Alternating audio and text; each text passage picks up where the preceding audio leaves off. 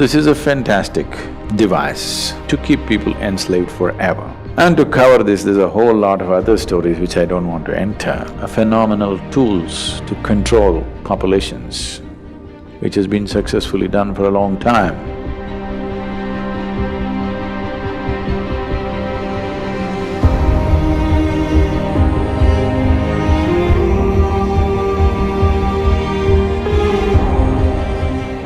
It depends on how we shaped ourselves.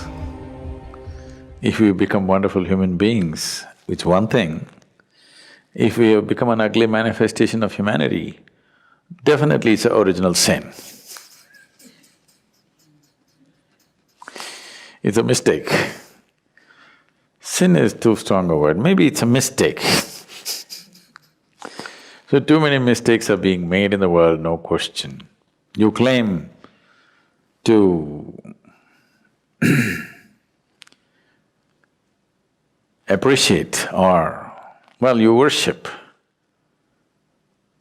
the one who is referred to as the creator, but you have a huge issue with the creation.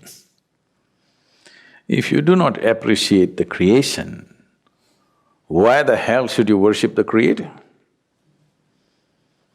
Someone who made such a bad job of this, the only way you can even be born is through sin, I think he must be banished. Now, this is a fantastic device to keep people enslaved forever.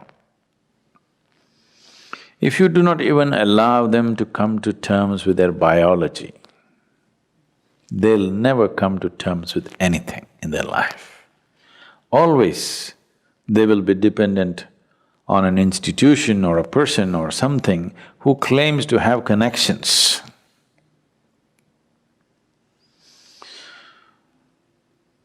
An Italian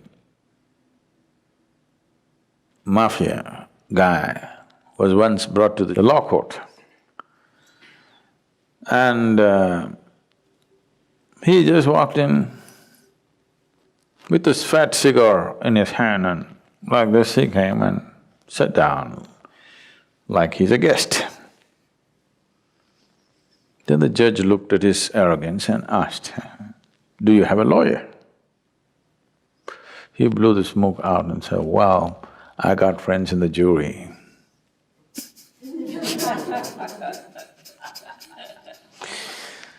So people who are supposed to have connections elsewhere,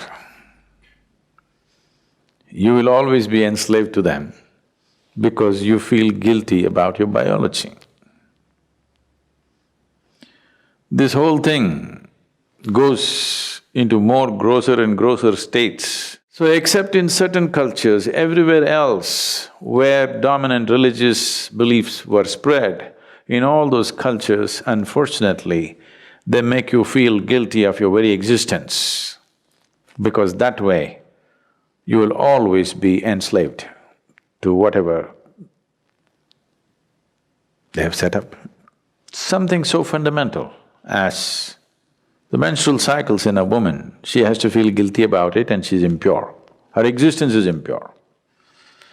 Unfortunately, I want you and all the teachers of the world to understand, if your mother did not have menstrual cycles, you wouldn't be born, even if she met your father.